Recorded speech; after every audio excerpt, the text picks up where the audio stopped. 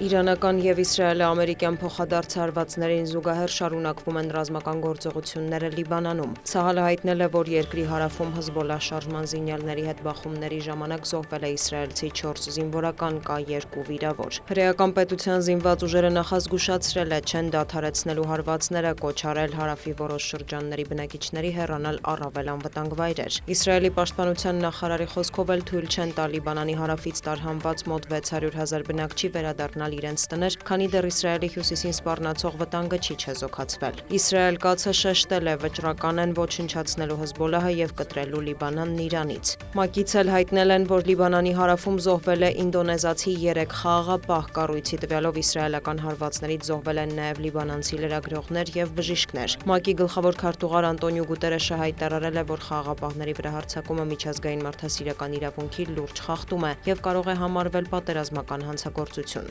Իսրայելից արձագանքել են, խոստանալով հետաքննել միջադեպը։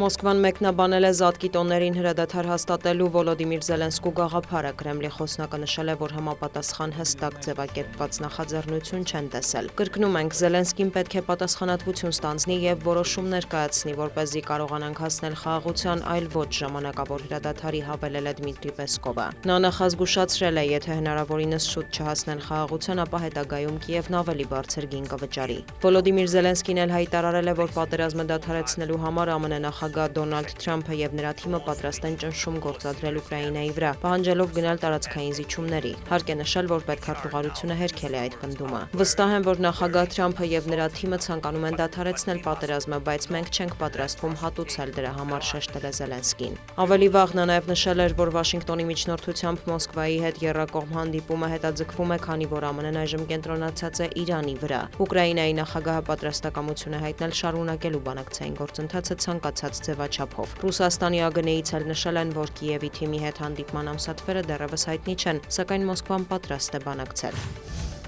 Մեծ Բրիտանիայի վարչապետ Քիր Սթարմերը Լոնդոնում ընդունել է Սիրիայի նախագահին, ակնկալվում է, որ Ահմեդ Աշ-Շարան հանդիպումներ կունենա նաև Մեծ Բրիտանիայի բարձրաստիճան այլ պաշտոնյաների հետ, քննարկելու երկկողմ հարաբերությունները եւ գործակցության ամրապնդման ուղիները։ Սիրիայի նախագահը Մեծ Բրիտանիա այցից առաջ մեկնել էր Գերմանիա բանակցություններ վարել նախագահ Ֆրանկ-Վալտեր Շտայնմայերի եւ կանցլեր Ֆրիդրիխ Մերցի հետ, ինչպես նաև մասնակցել գերմանա-սիրիական գործարար ֆորումին, հայտարարելով, որ Դամասկոսն էական փոփոխություններ է կատարել երկրի ներդրումային օրենսդրության մեջ ֆինանսական հոսքերը խթանելու համար, այդ թվում նավթագազային ոլորտում։ Գերմանական կողմն էլ պատրաստակամություն է հայտնել օգնելու Սիրիային հետպատերազմյան վերականգնման գործում։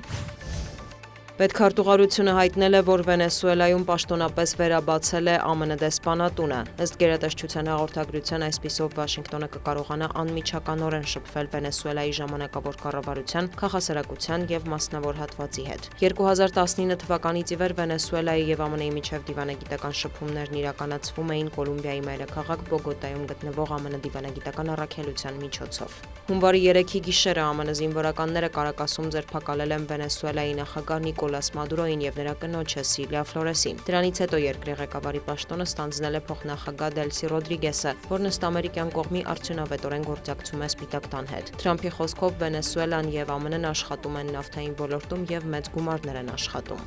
Դիանա Գասպարյան, լուրեր։